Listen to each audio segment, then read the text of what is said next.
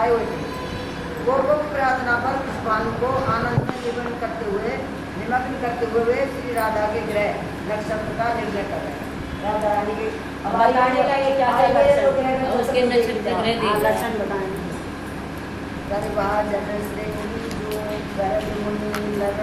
नक्षत्र बल सो मेरी भय अचरज ग्रह देख परस्पर कैट सबन तृप्ति को देरी शुभ भादो शुभ मास अष्टमी अनुराधा के सो देरी प्रीति जोग बल बालम करने लगन धनुष बर मोदेरी। ये बालक का नाम रखा गया राधा, राधिका।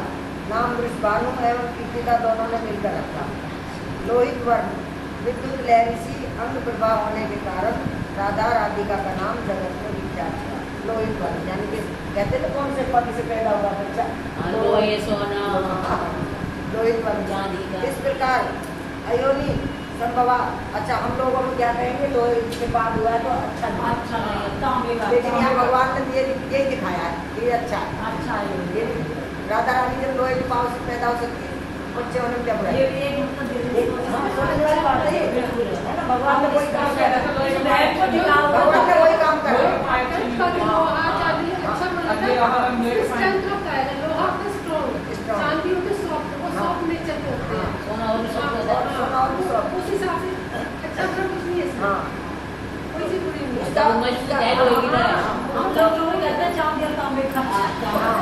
ये भारी है, क्यों कहते हैं ये भारी है। जो है राधिका का नाम जगत में विख्यात है। इस प्रकार अयोनि संभवा श्री राधा भूतल पर श्री विश्वानु एवं कीर्तिदा रानी की पुत्री के रूप में प्रकट हुई। अयोनि संभवा इसका मतलब योनि से नहीं, वैसे प्रकट। अब है देव ऋषि को दर्शन। देव ऋषि को दर्शन वीणा की झंकार पर हरि गुणगान करते हुए देव ऋषि नारद ब्रज में घूम रहे थे। कुछ देर पहले ब्रजेश्वर नंद के घर गए थे। वहाँ नंद नंदन श्री कृष्णचंद्र के उन्होंने दर्शन किए। दर्शन करने पर मन में आया कि जब स्वयं गोलोक प्यारे श्री कृष्णचंद्र भूतल पर अवतरित हुए तो गोलोक केश्वरी श्री राधा भी कहीं न कहीं तो आई होगी। उन्हीं श्री राधा को ढूंढते हुए देव ऋषि ब्रज के प्रत्येक ग्रह के सामने ठहर कर आगे बढ़ते जा रहे हैं। कई बालक हुआ है क्या, अब देव ऋषि का दिव्य आइए तो रोने की आवाज सुनेंगे ना बच्चे की, पता लगेगा इस घर में बच्चा हुआ है। देव ऋषि का दिव्य ज्ञान जो है कुंठित हो गया। इस टाइम उनको लग रहा है कि राधा भी यही होगी, कहीं अपना जो दिव्य ज्ञान था वो कुंठित हो गया। सर्वज्ञ नारद को श्री राधा का अनुसंधान नहीं मिल रहा है। मानो योग माया देव ऋषि को निमित्त बनाकर राधा दर्शन की यह साधना जगत को बता रही है। योग माया है। हाँ, पहले श्री कृष्णचंद्र के दर्शन होते हैं, उनके दर्शनों से श्री राधा के दर्शन की इच्छा जागृत होती है। पहले भगवान के दर्शन होते हैं तभी उनको हाँ, फिर श्री राधा को पाने के लिए व्याकुल होकर ब्रज की गलियों में भटकना पड़ता है। अस्तु घूमते हुए देव ऋषि वृषभानु प्रसादा के सामने आकर खड़े हो जाते हैं। वह विशाल मंदिर देव ऋषि को मानो अपनी ओर आकर्षित कर रहा है। आगे जब खड़े हुए तो उनको लगा कि यहाँ ही है, यहाँ से नहीं जाना चाहिए। देव ऋषि भीतर प्रवेश कर जाते हैं। वृषभानु गोप की दृष्टि उन पर पड़ती है। वे दौड़कर नारद जी के चरणों में लौट जाते हैं। पहले राजाओं के घर में पंडित और देव ऋषि संत जो होते थे वो बिना पूछे जा सकते थे अंदर, उनके प्रवेश के लिए कोई रोक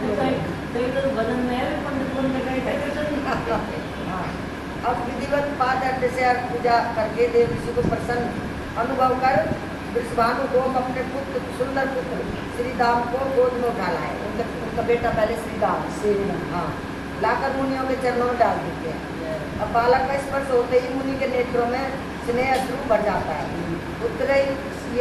पुत्र ही से ये अपनी आँखें पहुँचकर उसे कपड़े से आगे तो उठाकर वे हृदय से लगा लेते हैं तथा गदगद कंठ से बालक का भविष्य बतलाते हैं। वृषभानु सुनो, तुम्हारा यह पुत्र नंद नंदन का बलराम का प्रिय सखा होगा। श्री राम जो है श्री राम हाँ श्री राम, तो वो पक्का दोस्त रहेगा तुम्हारा। तो क्या रासेश्वरी श्री राधा यहाँ भी नहीं है? वो पूछते हैं उन्हीं के लिए तो मैं रुका था, दिखा दिया लड़का मुझे नहीं है। वृषभानु उन्हें तो लाया नहीं, यह सोचकर निराश से हुए देव ऋषि चलने को उद्यत हुए। उन्होंने सोचा शायद यहाँ भी नहीं है, निराश से हो गए। उसी समय विश्वानु ने कहा, भगवान मेरी एक पुत्री सुंदर तो वह इतनी है मानो सौंदर्य की खान, कोई देव पत्नी इस रूप में उतर आई हो, पर आश्चर्य यह है कि वह अपनी आंखें सदा बंद रखती है। हाँ। अब हम लोगों की बातें भी उनके कानों में प्रवेश नहीं करती हैं, वो सोच रहे हैं इसके सुनता भी नहीं है। वो कहते हैं वो हालांकि सुनता तो होगा, मूवमेंट ना वो करती आंख बंद किसी कारण से लीला भगवान के लिए ना, भगवान को देखेगा ना पहले। अब उन्मादनी सी दिखती है, मतलब उन्मादनी सी दिखती है प्रेम में भगवान के। मन बुद्धि दिखा। हाँ, मन बुद्धि जैसे दिखता है ना बच्चा, आप पहरा भी रखता भी है। हाँ हाँ, तो इसलिए हे भगवतम श्री चरणों में मेरी ये प्रार्थना है कि एक बार अपनी जो प्रसन्न दृष्टि उस बालिका पर डाल दो, उसे प्रकृष्ट कर दे, मतलब उसे भी ठीक कर दे, अपनी दृष्टि डाल के सब में मिल जाएगा, बेचारी एक साइड में लेके याद बंद करके। अब आश्चर्य में भरे नारद विश्वानु के पीछे पीछे अंतपुर में चले आए, जाकर देखा कि स्वर्ण निर्मित सजीव सुंदरतम प्रतिमा सी एक बालिका भूमि पर लौट रही है।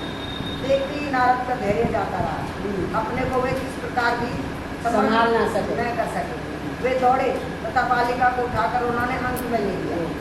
एक परमानंद सिंधु की लहरें देव ऋषि को लपेट देती हैं, उनके प्राणों में अनुभूतपूर्व एक अद्भुत प्रेम का संचार हो जाता है।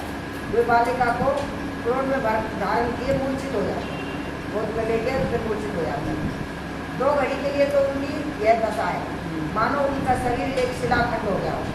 2 घड़ी के पश्चात जाकर कहीं ब्रह्म ज्ञान होता है तथा बालिका का अप्रतिम सौंदर्य निहार कर इसमें की सीमा नहीं रहती, ये कितनी सुंदर है, उनकी कोई सीमा नहीं। वे मन ही मन सोचने लगते हैं, ओहो ऐसे सौंदर्य के दर्शन मुझे तो कभी हुए ही नहीं। मेरी आबाद गति है, सभी लोगों में स्वच्छंद विचरता हूँ, ब्रह्मलोक में, रुद्रलोक में, इंद्रलोक में, इनमें कहीं भी इस शोभा सागर का एक बिंदु भी मैंने नहीं देखा। नारद जी एकदम विस्तृत हो गए। महामाया भगवती शैलेंद्र नंदिनी के दर्शन मैंने किए, भगवती के दर्शन भी मैंने किए, पार्वती के भी। उनका सौंदर्य चराचर मोहन है, किंतु इतनी सुंदर तो ये भी नहीं है। लक्ष्मी, सरस्वती, कांति, विद्या आदि सुंदरियाँ तो ये बराबर कोई सुंदर है ही नहीं, छाया अभी उनको नहीं छू सकती, इनकी इतनी सुंदरता है। सारे सुंदर, कई बार संत महात्मा कहते तो है कि तुम सुंदर नारी को देख के फिसल जाते हो, तो सुंदरता देख के जगह आता है, देख के देखो एक बार कि कभी यहाँ से फिर हटो देना, छाया नहीं छू पाती। विष्णु के हर विमोहन उस मोहिनी रूप को भी मैंने देखा है। जब भगवान ने मोहिनी रूप रखा था तो मैंने वो रूप भी देखा है शंकर के लिए, लेकिन वो भी इतना सुंदर नहीं है, पर इस अतुल रूप की तुलना में वह भी नहीं। बालिका को देखते ही श्री गोविंद चरणाम्बुज में मेरी जैसी प्रीति होगी वैसी आज तक कभी नहीं। बस बस यही श्री राधा है, निश्चय ही यही श्री राशेश्वरी है। देव ऋषि का अंतर हृदय जो है आलोकित हो, हर ज्ञान आनंद आनंद। अब वृषभानु कुछ क्षण के लिए तुम बाहर चले जाओ, उनसे कहते हैं तुम जाओ बाहर, हमने हमारी बातचीत अब बालिका के संबंध में मैं कुछ करना चाहता हूँ। अब जब किसी का बच्चा ऐसा होता है तो जब ऐसे कह देते हैं तो सब माता को तो नारद तो जानते थे ना, तब वो जानते थे। अब धीरे धीरे कहा, रोते रोते अपने भरे हुए कंठ से देव ऋषि ने धीरे धीरे कहा, ये सरल मध्य विश्वानु देव ऋषि को प्रणाम कर बाहर चले गए। विश्वानु तो चले गए बाहर। एकांत पाकर नारद ने श्री राधा का स्तवन आरंभ किया, उनकी प्रार्थना सुनकर। देवी महायोगमयी, महाप्रभामयी, माहेश्वरी, मेरे महान सौभाग्य से न जाने किन अनंत शुभ कर्मों से रचित सौभाग्य का फल देने तुम मेरे दृष्टिपथ पर उतर आई हो, जैसी प्रार्थना करें। देवी तुम ही ब्रह्मा हो, सच्चिदानंद ब्रह्म के सत अंश में स्थित संजीवनी शक्ति की चरम परिणति, विशुद्ध तत्व तुम ही हो, ऐसी प्रार्थना करें। विशुद्ध सत्वमयी तुम में ही चिदंश की सम्मित शक्ति, सम्मित की चरम परिणति, विद्याविद्या का पराशक्ति, ज्ञान शक्ति का भी निवास है। तुम ही आनंद आकांक्षा की आह्लादनी शक्ति हो, आनंद की तुम ही आह्लादनी शक्ति हो। आह्लादनी की भी चरम परिणति, मतलब आह्लादनी तो हो लेकिन उसका भी कोई वो नहीं है, चरम परिणति, महाभाव रूपी हो। आश्चर्य वैभवमयी तुम्हारी एक कला का भी ज्ञान ब्रह्म रुद्रत्व के लिए कठिन है। फिर योगिंद्र गण के ध्यान पथ में तो तुम आ ही कैसे सकते हो। मेरी बुद्धि तो यह कह रही है कि इच्छा शक्ति, ज्ञान शक्ति, क्रिया शक्ति ये सभी तुम ईश्वरी के अंश मात्र हैं। श्री कृष्णचंद्र की आनंद रूपी शक्ति तुम ही हो, तुम ही उनकी प्राणेश्वरी हो, इसमें कोई संशय नहीं। निश्चय ही तुम्हारे ही साथ श्री कृष्णचंद्र वृंदावन में क्रीड़ा करते हैं। ओ देवी, जब तुम्हारा कौमार रूप ये ऐसा विश्व मोहन है तब वह तरुण रूप कितना विलक्षण होगा। जब तुम बचपन में कितनी सुंदर हो, तो जब जवान होगी तो कितनी सुंदर हो। जवानी में तो कहेंगे तो सब कुछ सुंदर हो जाता है। हाँ, अब कहते कहते नारद का जो कंठ है रुद्र होने लगता है। प्राणों में श्री राधा के तरुण रूप को देखने की प्रबल उत्कंठा भराती है कि उनका जवानी का रूप आंखों में आने लगता है। वे वहीं पर टंगे मणिमालने पर श्री राधा को लिटा देते हैं तथा उनकी ओर देखते हुए बारंबार प्रणाम करने लगते हैं। तरुण रूप से दर्शन देने के लिए प्रार्थना करते हैं कि तुम जवान होगे तो तुम वो वाला सुंदर भी दिखाओ मुझे। नारद के अंतर हृदय में मानो कोई कह देता है कि देव से श्री कृष्ण चंद्र की वंदना करो, जब मिलेगी राधा रानी लागू शक्ति है ना, तभी श्री कृष्ण प्रियतम माँ के नेत्र तुम्हारी ओर चलेंगे, तभी आंखें कभी आएंगी तेरी तरफ। अब देव ऋषि श्री कृष्ण चंद्र की जय जयकार कर उठती है।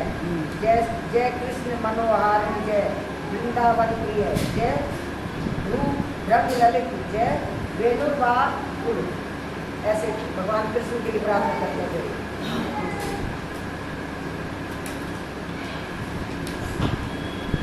जय भरतोत्तम, जय गोपी मोहन, जय कुंकु मणि तांग, जय रंगन भूषण। ये शब्द है पद्म से पुराण प्रार्थना करना। हाँ, ये शब्द है पद्म पुराण की प्रार्थना। बस इसी समय दृश्य बदल पड़ना पड़ेगा। जैसे इसने भगवान की प्रार्थना करी तो इस समय दृश्य बदल गया। मणि पालने पर विराजित वृषभानु कुमारी अनर्हित हो जाती है तथा नारद के सामने किशोरी श्री राधा का आविर्भाव हो जाता है। इतना ही नहीं, दिव्य भूषण वसन से सज्जित अगलित सखियां भी वहाँ प्रकट हो जाती हैं। राधा रानी की जो अगलित सखियां वो भी प्रकट हो जाती है। श्री राधा को घेर लेती है।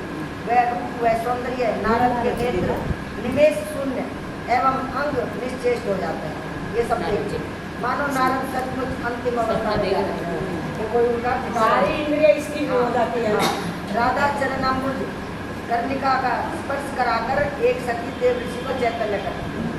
राधा के चरण छुआते, हाँ, उसका कर्णिका का एक कुछ छुआती आभूषण जब उनको चेतन करती है और कहती है कि मुनिवर अनंत सौभाग्य से श्री राधा के दर्शन उनको में हुए हैं।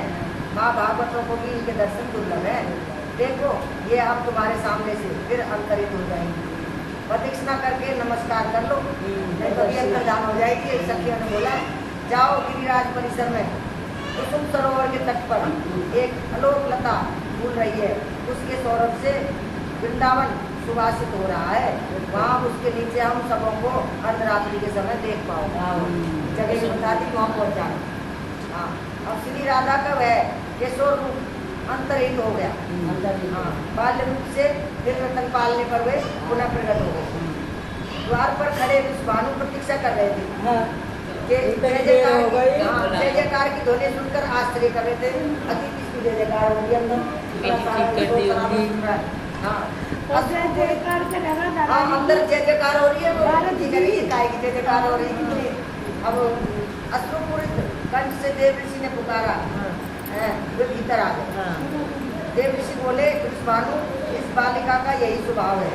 देवताओं की सामर्थ्य नहीं है कि वे इसका स्वभाव बदल दें, किंतु तुम्हारे भाग्य की सीमा नहीं है।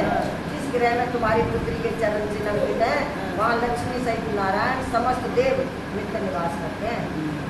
यह कहकर स्खलित गति से नारद जो अपने जल्दी से चल पड़ते हैं। ज़्यादा कुछ नहीं बताते हैं। वीणा में राधा यशोगान की लहरी भरते हुए अब हरि को गाना भूल गए और राधा लहरी चल गई। यहाँ आंसू बहाते हुए वो अशोक वन की ओर चले गए। बताया ना उन्होंने, कल रात को 12 बजे वहाँ मिलेंगे तुम। उसी दिन कीर्तिदा रानी की गोद में पुत्री को देखकर प्रेम विवश हुए वृषभानु लाड लगाने लगे।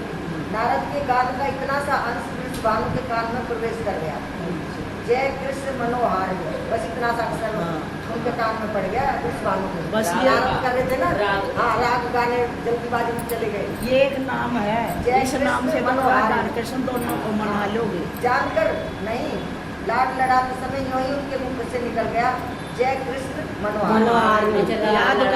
याद कर लो। दोस्तों को निकल गए ना पीना पे चढ़ा के तार, उनके तो भी इस बारे में सुनी, तो वो भी जब लाड लगाने लगे तो उनके मुख से निकल गया। हाँ हाँ, बस भानु कुमारी श्री राधा आंखें खोलकर देखने लगी, कृष्ण का नाम लेते हुए। फिर भानु ने हर्ष का पार नहीं, कीर्तिदा आनंद में निपुण हो गई। उन्हें तो पुत्री को प्रकृतिस्थ करने का मंत्र प्राप्त हो गया था। जैसे कि इस कृष्ण नाम से ये मेरी बेटी जो है प्रकृति देखने लग गई ना। देखने लगी, मतलब इसको यही प्यारा है, इस नाम में बहुत शक्ति है। मेरी बेटी को सूझबूझ दे दी। अब जब जब नंद गोयनी यशोदा कीर्तिदा से मिलने आई है, तब तब भानु कुमारी ने आंखें खोल खोल कर उन्हें देखा है। बोलिए राधा रानी की यो नाम, अरे भाई यो नाम कर लो ना थोड़ा, तो इसमें दे रखा। अरे यो नाम, जो यो नाम कर लो ना। अब श्री कृष्ण चंद्र का राधा जी के मिलन। एक दिन की बात है कि भांडीर वन में एक वट के नीचे ब्रजेश्वर नंद श्री कृष्ण चंद्र को गोद में लिए खड़े, श्री कृष्ण चंद्र गोद में लिए खड़े। अचानक काली घटाएं गिराती हैं, वन में अंधकार छा जाता है, वायु बड़े वेग से बहने लगती है, तरु लताएं कांप उठती हैं, कदम कमाल पत्र छिन्न होकर नीचे गिरने लगते हैं। नंद बाबा को चिंता हो रही है कि श्री कृष्ण की रक्षा कैसे हो। वो तो वहाँ वन में थे और नंद बाबा घर पे थे, तो मैं सोची कृष्ण तो वन में चला गया, तूफान आंधी आ रहा है, काली घटा आ रही है, तो कैसे रक्षा करेंगे। गोपों का गोचारण निरीक्षण करने वे आ रहे थे, वो देखने आ रहे थे कि तो हमारी कहाँ घूम रही है। तो श्री कृष्ण चंद्र साथ चलने के लिए मचल गए। इसी प्रकार नहीं माने और रोने लगे, इसलिए वे उन्हें साथ ले आए थे। यहाँ वन में आने पर गोरक्षकों को तो उन्होंने दूसरे वन की गाय एकत्र कर वही ले आने के लिए भेज दिया। सारे ग्वाल वालों को भेज दिया, गायों को इकट्ठा करना, स्वयं उन गायों की संभाल के लिए खड़े रहे। इतने में यह झंझावात जो प्रारंभ हो गया, आंधी तूफान। कोई गोरक्षक भी नहीं कि उसे गाय संभाल कर वे भवन की ओर जाए, कोई दूसरा तो ग्वाला था नहीं, तथा यूं ही गायों को छोड़ भी दे तो जाए कैसे। हम गायों को भी ऐसे झंझावात नहीं छोड़ सकते हैं भाई। बड़ी बड़ी बूंदें जो आरंभ हो गई है, अतः कोई भी उपाय न देखकर ब्रजेश्वर एकांत मन से नारायण का स्मरण करने लगे, मानो कोटि सूर्य एक साथ उदय हुए हों। इस प्रकार दिशाएं उद्भासित हो जाती हैं, तथा वह झंझावात तो न जाने कहाँ ही चला आने ही वाला था कि वो रुक गया। अब नंदराय आंखें खोलकर देखते हैं कि सामने एक बालिका खड़ी है। उस समय पे नंद बाबा जो है देख रहे हैं कि एक बालिका खड़ी है वृष भानु कुमारी, तू यहाँ इस समय कैसे आई। वो देखते तो पूरा देखे हैं यहाँ कैसे आ गई, ऐसे आश्चर्य हो गया ना। हाँ, कि बेटी ब्रजेश्वर ने अचकचाकर कहा, किंतु दूसरे ही क्षण अंतर हृदय में एक दिव्य ज्ञान का उन्मेष होने लगता है। मौन होकर ये भानुनंदिनी की ओर देखने लगते हैं। कोटि चंद्रों की धुती मुखमंडल पर जलमल कर रही है। नील वसंत भूषित अंग है, अंगों पर कांची कंकन हार अंगद अंगुलिया मंजीर यथास्थान सुशोभित है। चंचल कर्ण कुंडल तथा दिव्याति दिव्य रतन चूड़ामणि से किरणें झर रही। अंगों के तेज का तो कहना ही क्या है। अब भानु कुमारी की अंग प्रभा से जीवन आलोकित हो रहे हैं। उनकी अंग इतने प्रकाश है कि वो आलोकित हो रहे हैं। नंदराय को गर्ग जी की ये बातें भी स्मरण हो आई। पुत्र के नामकरण संस्कार के पूर्व उन्होंने एकांत में वृष भानु पुत्री की महिमा श्री राधा तत्व की बात बताई। कृष्ण तो आया ही आया, राधा तत्व भी आएगा। पर उस समय तो नंदराय सुन रहे थे और साथ ही साथ भूलते भी जा रहे थे। वैसे बात कोई कहता है तो चलो भूल भी जाते हैं आपकी आप। इस समय उन सबकी स्मृति आई, उनको याद आ गई कैसे कुछ बात है। हाँ, सबका रहस्य सामने आ गया। अंजलि बांधकर नंदराय ने श्री राधा को प्रणाम किया और बोले, देवी मैं जान गया पुरुषोत्तम श्री हरि की तुम प्राणेश्वरी हो हाँ। एवं मेरी गोद में तुम्हारे प्राणनाथ स्वयं पुरुषोत्तम श्री हरि ही विराजित है। भगवान मेरे गोद में तो वही है। नंद बाबा को हो करके गया गए ना बाबा के साथ में, तो लो देवी ले जाओ ले जाओ। अपने प्राणेश्वर को। उस समय देखो साथ ले जाओ, किंतु नंद कुछ रुक से गए। श्री कृष्ण चंद्र के भीति विजड़ित नैनों की ओर उनकी दृष्टि चली गई। क्षण भर बाद बोले, किंतु देवी यह बालक तो आखिर मेरा पुत्र ही है, इसे मुझे ही लौटा देना। ले तो जाए इसे, पर मुझे ही दे देना, ये मेरा ही बेटा। अब नंदराय ने श्री कृष्ण चंद्र को श्री राधा के हस्त कमलों पर रख दिया। राधा बड़ी थी उस टाइम, बड़ी थी, जब वापस खिलाने लायक और और भी दिखाई थी। दिया जवानी। श्री राधा कृष्ण चंद्र को गोद में लिए ज्ञान बन में प्रविष्ट हो गए, छोटे बालक को जो कि नंद की गोदी में था। अब वृंदावन की भूमि पर गोलोक का दिव्य रास मंडल प्रकट होता है। दिव्य रास श्री राधा नंद पुत्र को लिए उसी मंडप में चली जाती है। सहसा नंद पुत्र श्री राधा की गोद से अनादित हो जाते हैं, वो भी अंतर्ध्यान हो जाते हैं। फिर स्वामी नंदिनी विस्मित होकर सोचने लगती है कि नंदराय ने जिस बालक को सौंपा था वह कहाँ चला गया। इतने में वो लोग बिहारी नृत्य केशोर मूर्ति श्री कृष्ण चंद्र पढ़ते हैं। अब वो किशोर अवस्था में दिखते हैं। जब तो बालक रूप का अंतर्ध्यान हो गए, अब किशोर अवस्था में दिखाई देते हैं।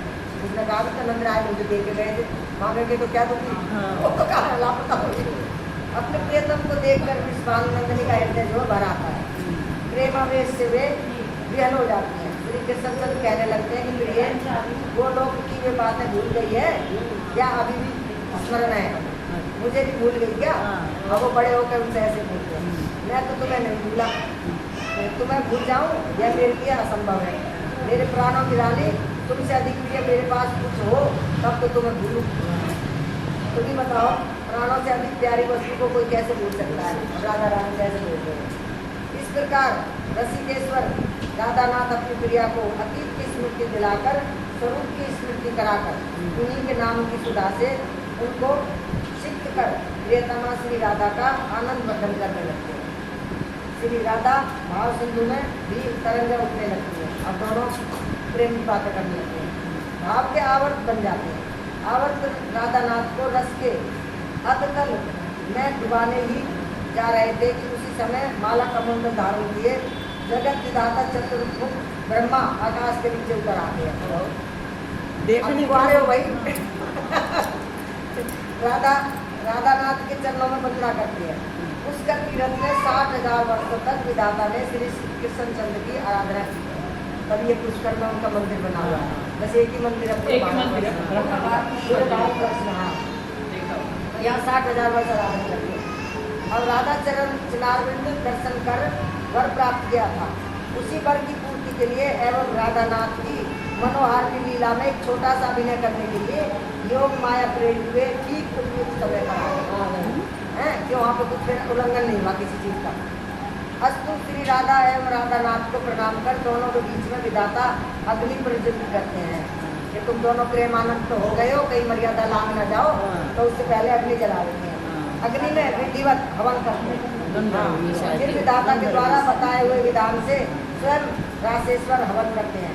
इसके पश्चात राधा का विवाह करा के जाते, फिर कहते हैं वो मस्ती में फूल दुनिया।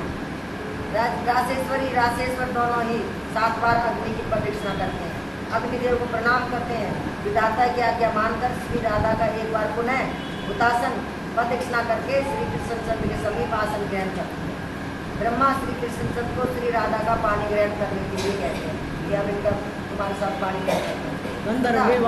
श्री कृष्णचंद्र राधा हस्त कमल को अपने हस्त कमल पर धारण करते हैं। दोनों का हाथ एक दूसरे हाथ पर रख देते हैं।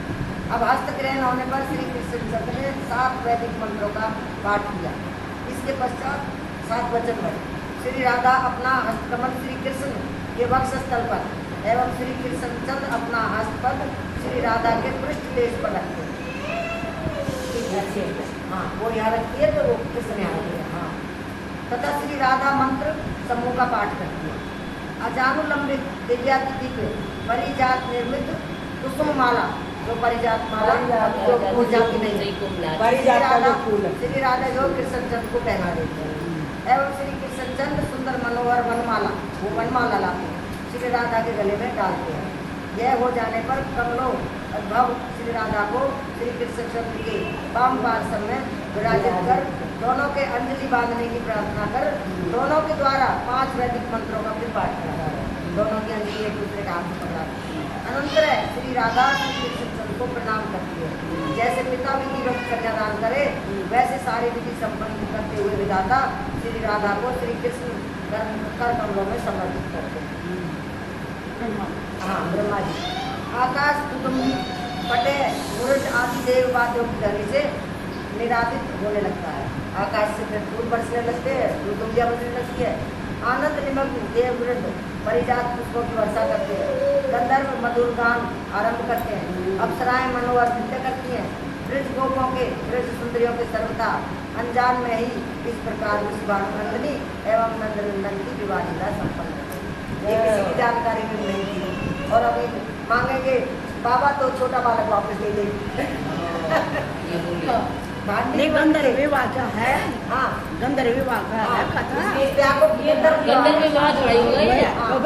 गंधर्व विवाह इसको गंधर्व कैसे दोनों का पता लगा। ये दोनों का सब जो कहते हैं मन के द्वारा होता है नहीं, गंधर्व विवाह। गंधर्व विवाह। ब्रह्मा जी नहीं। कन्यादान कौन करेगा? फिर कन्यादान भी तो करने को चाहिए। ब्रह्मा जी। बैठे ना ब्रह्मा जी। हाँ, और क्या ब्रह्मा जी ने करवाएगा गंधर्व विवाह। ब्रह्मा जी ने पंडिताई करी, वचन भरवाए। और पिता के समान कन्यादान करे पिता बन के।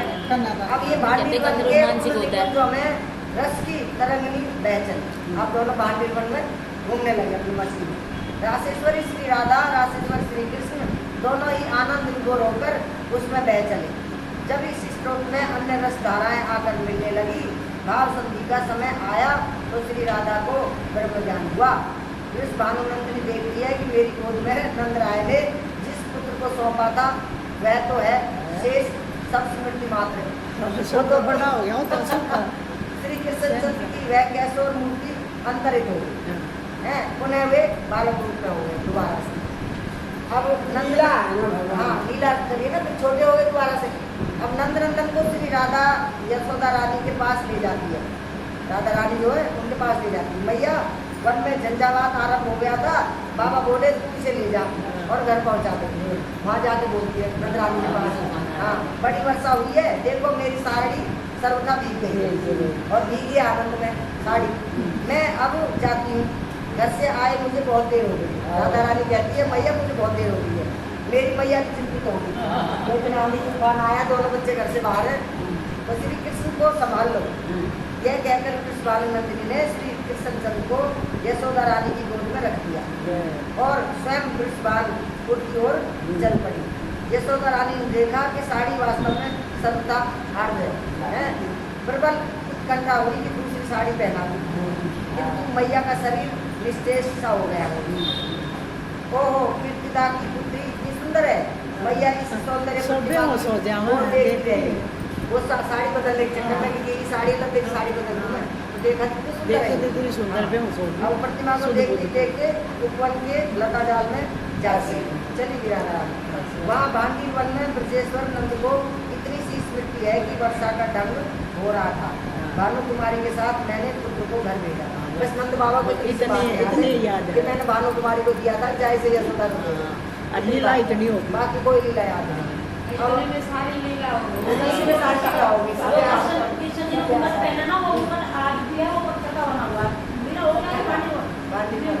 बहुत बढ़िया देखेंगे। ब्रह्मा जी का वो शादी करा रही है, पूरी होगी। हाँ ये तो हो गई राधा रानी की, तो अष्ट सखियों की सखा चली। अच्छा वो कल करना फिर एक आधा भजन गाना